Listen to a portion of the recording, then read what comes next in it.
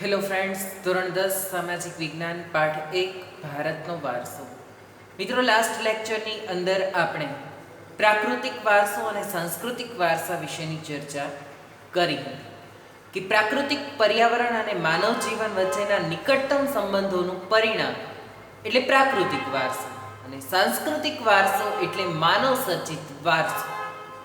માનવીએ પોતાની બુદ્ધિશક્તિથી જે કંઈ બાબતોનું સર્જન કરેલું છે તેનો સમાવેશ સાંસ્કૃતિક વારસામાં છે તે કરી શકાય છે. હવે આજે આપણે જોવું છે ગુજરાતનો સાંસ્કૃતિક વારસો, ભારતનો સાંસ્કૃતિક વારસો અને ગુજરાતનો સાંસ્કૃતિક વારસો. સંસ્કૃતિની ચર્ચા છે તે આપણે કરી ચૂક્યા છીએ. પ્રાકૃતિક વારસા વિશે પણ આપણે વાત કરી હતી, સાંસ્કૃતિક વારસા વિશે પણ જોયું હતું.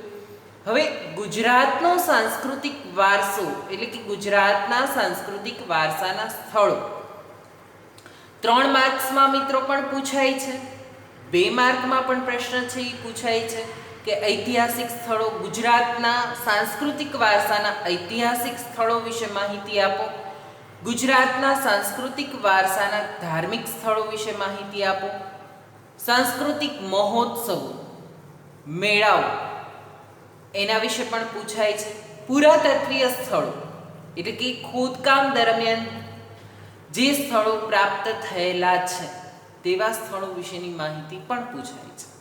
એટલે તમારે બંને રીતે તૈયારીમાં રહેવાનું છે કે જે પ્રકારનો પ્રશ્ન પૂછાય એ મુજબ તમારે આન્સર આપવાનો થાય છે.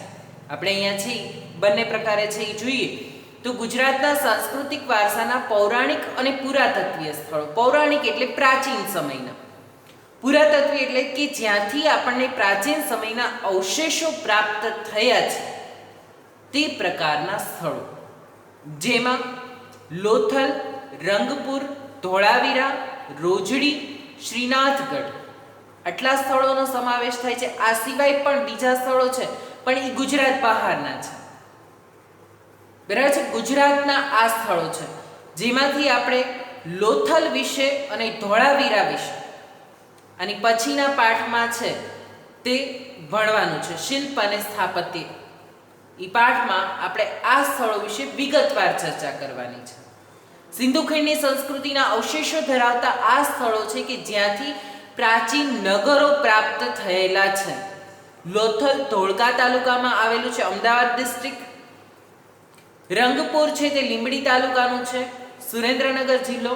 ધોળાવીરા કચ્છના ખદીર બેટમાં આવેલું છે, ભચાઉ તાલુકો, કચ્છ જિલ્લો. રોજડી અને શ્રીનાથગઢ છે તે રાજકોટની અંદર આવેલા છે. આમ પુરાતત્વીય સ્થળો છે તે ગુજરાતમાંથી આ પ્રાપ્ત થયેલા છે. 5 સ્થળો વિશે માહિતી છે એ આપણે વિગતે આની પછીના પાઠમાં મેળવશું, અહીંયા એની ચર્ચા નહીં કરીએ. લોથલ, રંગપુર, ધોળાવીરા, રોજડી અને શ્રીનાથગઢ તમારે નામ જિલ્લાની સાથે યાદ રાખવાના છે, બરાબર છે. પછી ઐતિહાસિક સ્થળો કે જે સ્થળોની સાથે ઇતિહાસ સંકળાયેલો છે તેવા સ્થળો તો કે વડનગરનું કીર્તિ તોરણ, જૂનાગઢમાં આવેલ અશોક સમ્રાટનો શિલાલેખ, મોઢેરાનું પ્રખ્યાત સૂર્ય મંદિર, ચાંપાનેરનો કિલ્લો તથા દરવાજો, સિદ્ધપુરનો રુદ્રમહાલય, વિરમગામનું મુનસર તળાવ, અમદાવાદની જામા મસ્જિદ, ઝૂલતા મિનારા, સીદી સૈયદની જાળી, જૈન દેરાસર, સરખેજનો રોજો, રાણી સિપ્રીની મસ્જિદ, નગીનાવાડી વગેરે. જો અમદાવાદના એકલા સ્થળો પણ 2 માર્ક્સના પ્રશ્નમાં પૂછાય છે કે અમદાવાદના સાંસ્કૃતિક વારસાના સ્થળો છે એ જણાવો, તો અમદાવાદના સાંસ્કૃતિક વારસાના સ્થળોમાં જામા મસ્જિદ, ઝૂલતા મિનારા, સીદી સૈયદની જાળી, હઠીસિંગના દેરા, જૈન દેરાસરો, સરખેજનો રોજો, રાણી સિપ્રીની મસ્જિદ અને નગીનાવાડી એટલા જ આવશે. ક્લિયર? પછી એમાંથી તમારે વડનગરનું કીર્તિ તોરણ નથી લખવાનું, કારણ કે વડનગર અલગ થઈ જશે. માત્ર અમદાવાદ શહેરના પૂછાય, જુનાગઢ તો છે એ અલગ જિલ્લો છે તો અશોકનો શિલાલેખ પછી એમાં તમારે નથી લખવાનું. અમદાવાદના પૂછાય તો માત્ર અમદાવાદના જ તે કે જામા મસ્જિદ, ઝૂલતા મિનારા, સીદી સૈયદની જાળી, હઠીસિંગના દેરા, જૈન દેરાસરો, સરખેજનો રોજો, રાણી સિપ્રીની મસ્જિદ, નગીનાવાડી ત્યાં સુધી તે. ત્યાર પછી બધા સાંસ્કૃતિક વારસાના ઐતિહાસિક સ્થળો પૂછાય તો તમે બધા લખી શકો છો. પાટણનું સહસ્ત્રલિંગ તળાવ અને રાણકી વાવ, વડોદરાનો રાજમહેલ તે પણ ખૂબ જ પ્રખ્યાત છે. લક્ષ્મી વિલાસ ખૂબ જ વિશાળ છે, તે પણ સાંસ્કૃતિક વારસાના સ્થળોમાં એક જોવાલાયક સ્થળ તરીકે. MS યુનિવર્સિટી પણ વડોદરામાં આવેલી છે. જુનાગઢનો મોહબ્બત ખાનનો મકબરો, નવસારીની પારસી અગિયારી અને ગુજરાતના ઐતિહાસિક ધરાવતા મહત્વના સ્થળો છે. કે પારસી લોકો છે તેની અગિયારી, તે લોકોનું ધાર્મિક પવિત્ર સ્થળ એટલે અગિયારી. આપણે જેમ મંદિર છે, ખ્રિસ્તી લોકોને દેવળ હોય એટલે કે ચર્ચ, મુસ્લિમ લોકોને મસ્જિદ, તેવી જ રીતે પારસી લોકો છે તે પોતાના ઈશ્વરની પૂજા કરવા માટે અથવા તો તેની પ્રાર્થના કરવા માટે અગિયારીમાં જતા હોય છે. અને તે નવસારીની પારસીની અગિયારી પણ ખૂબ જ પ્રખ્યાત સ્થળ છે.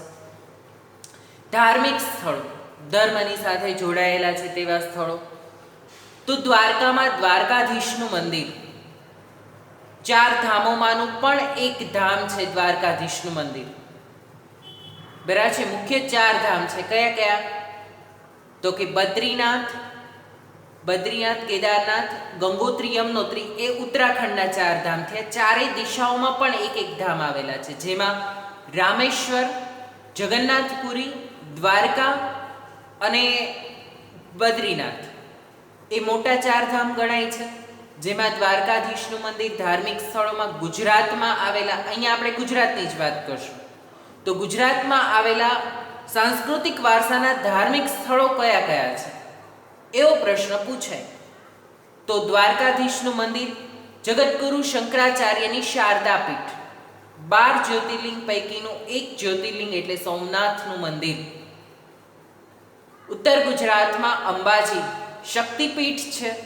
બહુચરાજી મહેસાણામાં, અંબાજી બનાસકાંઠામાં જિલ્લામાં આવશે, બહુચરાજી મહેસાણા જિલ્લામાં આવશે.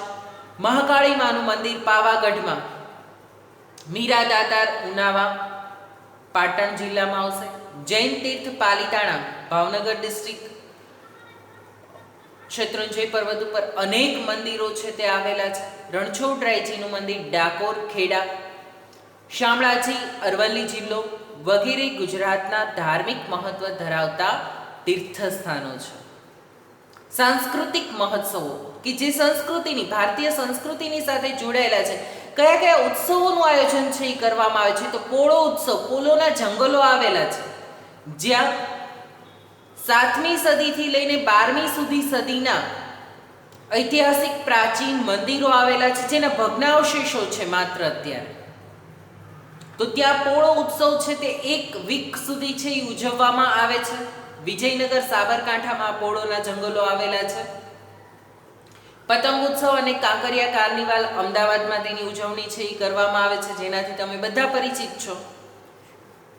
તાનારીરી મહોત્સવ વડનગર, તાનારીરી છે તે નરસિંહ મહેતાના પુત્રી કુંવરબાઈ, જેમનું મામેરું શ્રી કૃષ્ણએ ભરેલું હતું, તેમના પુત્રી શર્મિષ્ઠા અને શર્મિષ્ઠાની બંને બેલડી બહેનો, પુત્રીઓ એટલે તાના અને રીરી, જે સંગીતની બેલડી બહેનો તરીકે પણ તેને ઓળખવામાં આવે છે. મલ્હાર રાગનું ખૂબ જ સરસ ઉચ્ચારણ તે બંને બહેનો કરી શકતી હતી અને મલ્હાર રાગ ગાવાથી વરસાદ આવે છે. તાનારીરીની યાદમાં જ વડનગર ખાતે તાનારીરી મહોત્સવનું આયોજન દર વર્ષે કરવામાં આવે છે. ઉત્તરાર્ધ નૃત્ય મહોત્સવ મોઢેરા સૂર્ય મંદિર ખાતે જ આ નૃત્ય મહોત્સવનું આયોજન છે એ કરવામાં આવતું હોય છે. રણોત્સવ કચ્છમાં, જે કચ્છની સંસ્કૃતિને પ્રદર્શિત કરે છે. ગુજરાતના જાણીતા સાંસ્કૃતિક વારસાના પ્રવાસન સ્થળો છે કે આ સ્થળોએ મહોત્સવોનું આયોજન છે મહોત્સવોનું આયોજન છે તે કરવામાં આવે છે. મેળાઓ, તો મેળાઓમાં મોઢેરાનો મેળો મહેસાણા જિલ્લામાં છે તે ભરાય છે. મોઢેરા ખાતે જ ભાદરવી પૂનમનો મેળો અંબાજી સાબરકાંઠા, ભાદરવી પૂનમના દિવસે અંબાજી માતાનો જન્મદિવસ છે તે સાથે જ આ મેળાનું આયોજન છે તે કરવામાં આવે છે. એટલે ભાદરવી પૂનમનો મેળો અંબાજીમાં છે એ ભરાતો હોય છે. વડનગરમાં તાનારીરી મહોત્સવ વિશે આપણે વાત કરી. ભવનાથનો મેળો જુનાગઢ, શિવરાત્રિના દિવસે આ મેળાનું આયોજન છે તે થતું હોય છે. ગિરનાર, જુનાગઢ જિલ્લો, ગિરનારની તળેટીમાં ભવનાથ મહાદેવનું મંદિર આવેલું છે અને ત્યાં જ આ મેળાનું આયોજન શિવરાત્રિના દિવસે છે દિગંબર બાવાઓ માટે કરવામાં આવે છે. તરણેતરનો મેળો, જ્યાં દ્રૌપદીનો સ્વયંવર યોજવામાં આવેલો હતો તે સ્થળ એટલે ત્રિનેત્રેશ્વર મહાદેવ, જે નામ અભ્રંશ થઈને તરણેતર તરીકે ઓળખાય છે. તરણેતર સુરેન્દ્રનગર જિલ્લામાં આવેલું છે અને અર્જુને જે મત્સ્યવેધ કરેલો હતો તે સ્થળ તરણેતર, ત્યાં પણ ઋષિ પાંચમના દિવસે મેળો છે તે ભરાતો હોય છે. આમ તો ચોથથી છઠ સુધી ભાદરવા મહિનામાં આ મેળો છે તે ભરાતો હોય છે. વૌઠાનો મેળો ધોળકા, કાર્તિકી પૂનમના દિવસે આ મેળો ભરાય છે. ધોળકા અમદાવાદ જિલ્લાનું આ ધોળકા ગામ છે તે આવેલું છે. ત્યાં ગધેડાની લેવેચ માટે આ મેળાનું વિશેષ આયોજન છે તે કરવામાં આવતું હોય છે. આ ઉપરાંત ગુજરાતમાં વડનગર, તારંગા, ખંભાલીડા, જુનાગઢ, શામળાજી, કોટેશ્વર, તળાજા, ઢાંક, ઝઘડિયા વગેરે સ્થળોએ બૌદ્ધ અને જૈન ધર્મની ગુફાઓ આવેલી છે. કે આ દરેક સ્થળોએ બૌદ્ધ અને જૈન ધર્મની ગુફાઓ છે તે આવેલી છે. અને બૌદ્ધ ધર્મના સ્થળો છે એ માત્ર પૂછાય 2 માર્ક્સના પ્રશ્નમાં કે ગુજરાતમાં આવેલા બૌદ્ધ ધર્મના સાંસ્કૃતિક વારસાના સ્થળો વિશે માહિતી આપો, તો વડનગર, તારંગા, ખંભાલીડા, જુનાગઢ, શામળાજી, કોટેશ્વર, તળાજા, ઢાંક, ઝઘડિયા આ બધા બૌદ્ધ અને જૈન ધર્મની ગુફા ધરાવતા સ્થળો છે. અહીં મિત્રો આ ગુજરાતના સાંસ્કૃતિક વારસાના સ્થળોના ફોટોઝ મૂકવામાં આવેલા છે, તમે જોઈ શકો છો. બરાબર છે. જેમાં સૌથી પહેલું છે તે ધોળાવીરાનું કાલ્પનિક દ્રશ્ય છે કે પ્રાચીન સમયમાં આ પ્રકારનું આ સ્થળ છે તે હશે. બાકી સરખેજનો રોજો છે, ત્યાર પછી સૂર્ય મંદિર છે મોઢેરાનું, ત્યાર પછી અંબાજી છે, ત્યાર પછી પાલીતાણામાં આવેલા સ્થળો છે, સાનાગાર છે મોહેજોદડોનું, ઝૂલતા મિનારા છે, સીદી સૈયદની જાળી છે, સોમનાથનું મંદિર છે, લાલ દરવાજો છે અમદાવાદનો, અને છેલ્લું છે તે વડનગરનું કીર્તિ તોરણ છે. બરાબર છે. આ સાંસ્કૃતિક વારસાના સ્થળો થયા કયા? ગુજરાતની અંદર આવેલા. કારણ કે આપણે ગુજરાતમાં રહીએ છીએ તો ગુજરાતના સાંસ્કૃતિક વારસાના સ્થળોથી આપણે પરિચિત હોવા જોઈએ. હવે તમારા પુસ્તકની અંદર એક કોષ્ટક આપેલું છે મેળાઓનું. MCQ માંથી એક તો પૂછાય છે, એટલે એ કોષ્ટક તો આખું પાકું કરવાનું જ છે. તમે ગોખીને ચાહે પાકું કરો, યાદ રાખો કે કોઈ પણ રીતે 5 વાર લખવું હોય તો લખીને પણ પાકું કરી શકો છો. પણ રોજ એકવાર આ સ્ક્રીનશોટ લઈને જોઈ શકો છો અથવા તો કોષ્ટક યાદ રાખવાનું છે. સામાન્ય જ્ઞાન માટે પણ આ ખૂબ જ મહત્વનું છે અને બોર્ડની એક્ઝામ માટે પણ. બરાબર છે. તો ગુજરાતની ભાતીગળ સંસ્કૃતિમાં વિવિધ સ્થળોએ પરંપરાગત રીતે ધાર્મિક, સામાજિક મહત્વ ધરાવતા મેળાઓ યોજાય છે. જે પૈકી મુખ્ય મેળાઓની વિગતો આ પ્રમાણે છે. કઈ કઈ જગ્યાએ કયા કયા મેળાઓનું આયોજન કરવામાં આવે છે. બરાબર છે. તેની સાથે જ આપણે એક ફોટો પણ અહીંયા દેખાય છે તમને. મોઢેરાનો મેળો, મોઢેરા મહેસાણા, શ્રાવણ વદ અમાસના દિવસે આ મેળો છે તે ઉજવવામાં આવતો હોય છે. બરાબર છે. મોઢેરા મહેસાણામાં આવેલું છે મોઢેરાનો મેળો. સૂર્ય મંદિર પણ ત્યાં આવેલું છે, એટલે સાંસ્કૃતિક વારસાના સ્થળોની સાથે પણ તમે આને કનેક્ટ કરી શકો યાદ રાખવા માટે. બરાબર છે. કે એની લિંક એકબીજાની સાથે જોડાયેલી હોય તો તમે એ રીતે પણ યાદ રાખી શકો. બહુચરાજીનો મેળો છે તો ધાર્મિક સ્થળોમાં બહુચરાજીનું નામ આપણે જોયું હતું. બરાબર. તો બીજો મેળો છે બહુચરાજી, પાટણ. ચૈત્ર સુદ પૂનમના દિવસે ત્યાં મેળાનું આયોજન છે તે થતું હોય છે. ડાકોર કાળિયા ઠાકરનો મેળો, શામળાજી અરવલ્લીમાં, અને ડાકોર નહીં સોરી કાળિયા ઠાકર એટલે અરવલ્લીમાં શામળાજીનો મેળો છે તે ભરવામાં આવતો હોય છે. કારતક સુદ 11 થી અમાસ સુધી એટલે કે 5 દિવસ માટે આ મેળો છે તે ચાલતો હોય છે. ભાદરવી પૂનમનો મેળો, અગાઉ પણ મેં તમને માહિતી આપી કે આ મેળો છે તે અંબાજી માતાના જન્મદિવસ તરીકે પણ ઉજવવામાં આવે છે. અને ભાદરવી પૂનમના દિવસે અનેક ગામોથી લોકો છે તે ચાલીને અંબાજી સુધી છે તે આવતા હોય છે. એટલે ભાદરવી પૂનમનો મેળો અંબાજીમાં છે તે ભરાય છે. તમને પ્રશ્ન એવી રીતે પણ પૂછાઈ શકે કે ચૈત્ર સુદ પૂનમના દિવસે કયા સ્થળે મેળો ભરાય છે એમસીક્યુમાં? તો બહુચરાજી પાટણમાં છે એ મેળો ભરાતો હોય છે. ભાદરવા સુદ પૂનમના દિવસે ક્યાં મેળો ભરાય છે? અથવા તો અંબાજી બનાસકાંઠામાં કયા દિવસે મેળો છે એ ભરવામાં આવે છે? કાળિયા ઠાકરનો મેળો છે એ ક્યારે અને ક્યાં ભરાય છે? એટલે એક એક મેળામાંથી 3 પ્રશ્ન બનશે, જે આજના હોમવર્કમાં પણ તમારે કરવાના છે. કે બધા જ મેળાના કુલ છે એ 15 મેળા છે, તો 15 મેળાના 3 પ્રશ્ન એટલે 45 એમસીક્યુ છે એ તમારે તૈયાર કરવાના છે જાતે. એક પ્રશ્નમાં એક મેળામાંથી કયા કયા 3 પ્રશ્ન બની શકે? તો કે મોઢેરાનો મેળો ક્યાં અને ક્યારે ભરાય છે?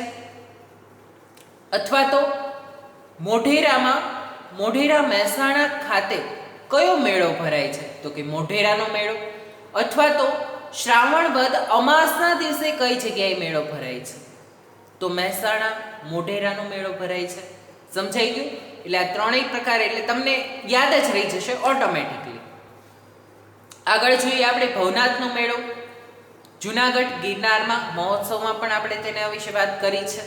જુનાગઢ ગિરનારમાં મહાવદ નોમથી બારસ સુધી એટલે મહાશિવરાત્રિનો જે આ મેળો છે એ ભરાતો હોય છે. ત્યાર પછી તરણેતરનો મેળો સુરેન્દ્રનગરમાં ભાદરવા સુદ ચોથથી છઠ એટલે ઋષિ પાંચમનું મુખ્ય હોય છે, પણ 3 દિવસ સુધી ચાલતો હોય છે. એટલે ભાદરવા સુદ ચોથથી છઠ સુધી આ મેળો છે એ ભરાતો હોય છે.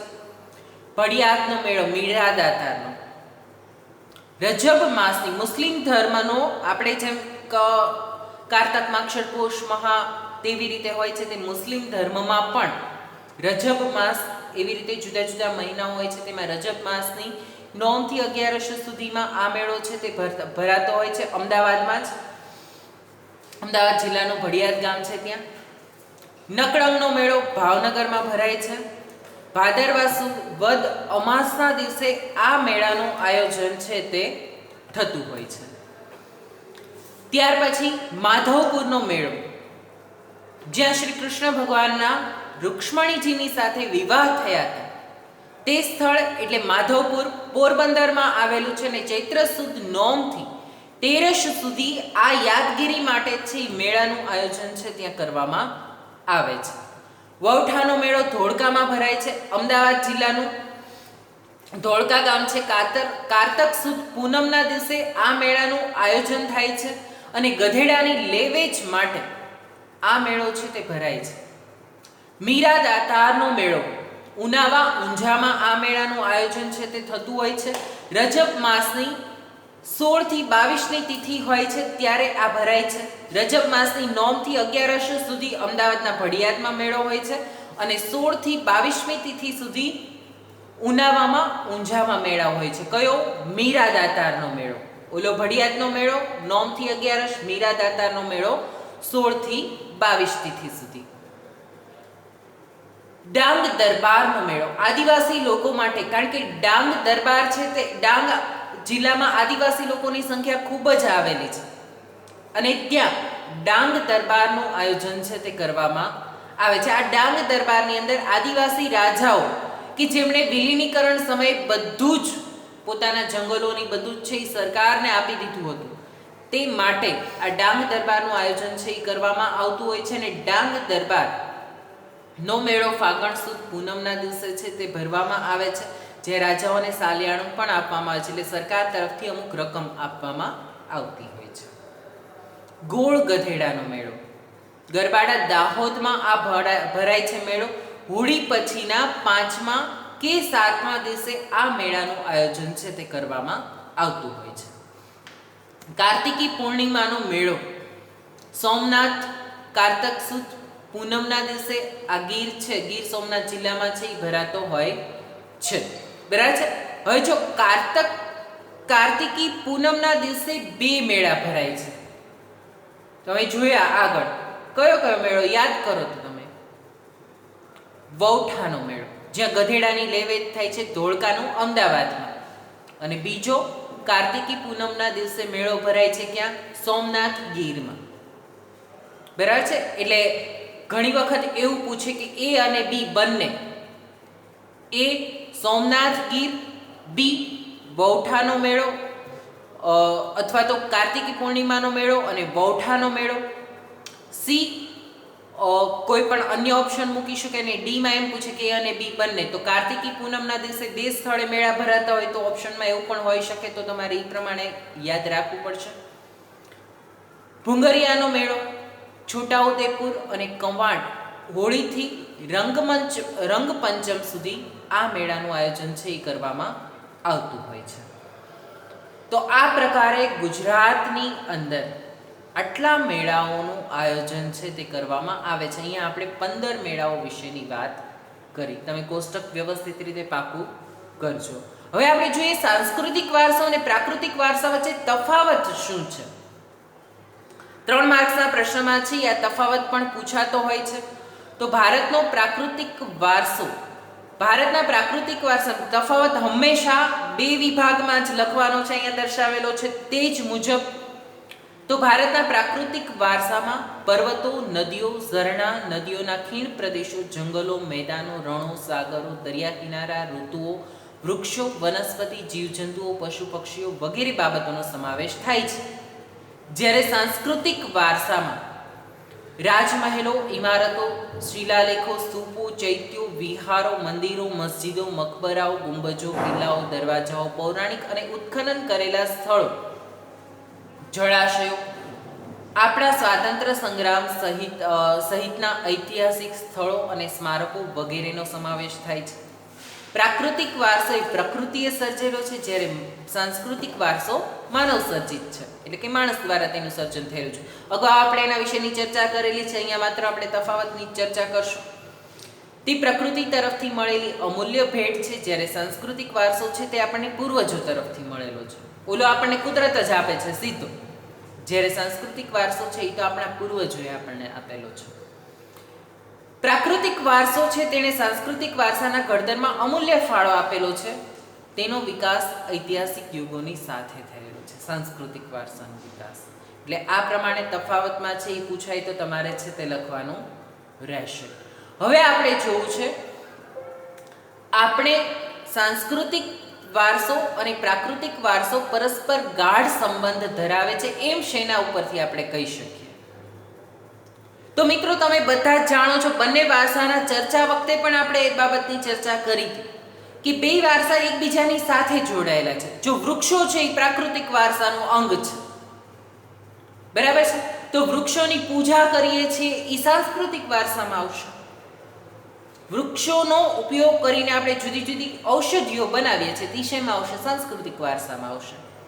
નદીઓ છે એ પ્રાકૃતિક વારસો છે, બરાબર છે, તો નદીઓને આપણે લોકમાતાઓ તરીકે પૂજીએ છીએ એ સાંસ્કૃતિક વારસામાં આવશે. આપણી સંસ્કૃતિ નદી કિનારે વિકસી છે એ શેમાં આવશે? સાંસ્કૃતિક વારસામાં આવશે. પ્રાણીઓ છે તે પ્રાકૃતિક વારસામાં આવશે, વન્યજીવો, પણ દેવી દેવતાઓના વાહન તરીકે આપણે તેને સ્વીકાર્યા તો એ શેમાં આવશે? સાંસ્કૃતિક વારસામાં આવશે. એટલે બંને કેવા છે? એકબીજાની સાથે જોડાયેલા છે, એકબીજાના અભિન્ન અંગો છે તેમ પણ આપણે કહી શકીએ. નદીઓ, પર્વતો, વૃક્ષો, પ્રાણીઓ તેમજ જળ, વાયુ, અગ્નિ અને આકાશ જેવી પ્રકૃતિની શક્તિઓને ભારતીય સંસ્કૃતિએ દેવી રૂપ આપ્યું છે, એટલે કે દેવી તરીકે આપણે તેને સ્વીકારેલા છે. આ બધું છે શું? પ્રાકૃતિક વારસો. પણ આપણે એનો સ્વીકાર કેવી રીતે કરેલો છે? દેવી દેવતાઓના વાહન તરીકે અથવા તો દેવી દેવતાઓ તરીકે જ. કારણ કે પ્રકૃતિના ઘણા, દાખલા તરીકે સૂર્ય છે એ પ્રકૃતિનું એક અંગ છે, પણ સૂર્યને આપણે કેવી રીતે પૂજીએ છીએ? તો કે દેવતા માનીને તેની પૂજા કરીએ છીએ. નદીઓને આપણે લોકમાતા તરીકે પવિત્ર ગણીને તેની પૂજા કરીએ છીએ. પીપળો, વડ અને તુલસીને પવિત્ર ગણીને તેના ધાર્મિક મહત્વ આપણે આપેલું છે. કેટલાક પશુ પંખીઓની દેવી દેવતાઓના વાહન તરીકે પણ આપણે સ્વીકાર્યા છે, એના વિશે આપણે આગળ ચર્ચા કરી છે. તેવી જ રીતે સંગીતના કેટલાક શાસ્ત્રીય રાગો દિવસના જુદા જુદા પ્રહરો પર આધારિત છે. જેમ કે આપણે સવારમાં પ્રભાતિયા ગાઈએ છીએ, બરાબર છે, સંધ્યા સમયે આપણે છે એ આરતી કરીએ છીએ. તો આ બધા જુદા જુદા પ્રહરો પ્રમાણે સંગીતના રાગો છે એ ગાવામાં આવતા હોય છે. આયુર્વેદ, યુનાની ચિકિત્સા પદ્ધતિ અને નેચરોપેથી સંપૂર્ણપણે પ્રકૃતિ ઉપર જ આધારિત છે. આમ આપણે કહી શકીએ કે આપણો સાંસ્કૃતિક વારસો અને પ્રાકૃતિક વારસો પરસ્પર ગાઢ સંબંધ ધરાવે છે, એકબીજા પર આધારિત છે. તે બાબતને આપણે સ્પષ્ટપણે કહી શકીએ છીએ. તો આ પ્રમાણે આપણો પ્રાકૃતિક અને સાંસ્કૃતિક વારસો એકબીજા સાથે જોડાયેલો છે. મિત્રો, નેક્સ્ટ લેક્ચરની અંદર આપણે ભારત ભૂમિ અને તેના લોકો, ભારતની અંદર જુદી જુદી પ્રજાઓ જે આવી અને આ પ્રજાઓ પાસેથી આપણે પણ ઘણું શીખ્યા છે તેના વિશેની વાત છે તે કરશું. અને આપણા વારસાના જતન અને સંરક્ષણ માટે બંધારણની કલમ 51 ક, 6, જ અને ટમાં જે વાત કરવામાં આવેલી છે તેના વિશેની ચર્ચા કરીને આ પાઠ છે એ પૂરો કરશું. આજનો લેક્ચર અહીંયા સુધી રાખીએ છીએ. આજના લેક્ચરનું હોમવર્ક મેં તમને લેક્ચરની મિડલમાં આપેલું છે કે મેળાઓ વિશેનું 45 MCQ તમારે તૈયાર કરવાના છે. સાથે જ ભારતના પ્રાકૃતિક વારસો અને સાંસ્કૃતિક વારસા વચ્ચેનો તફાવત લખવાનો છે અને બંને એકબીજાની સાથે ગાઢ સંબંધ ધરાવે છે તેના વિશેની માહિતીની નોંધ કરવાની છે. ત્યાં સુધી રાખીએ છીએ. Thank you.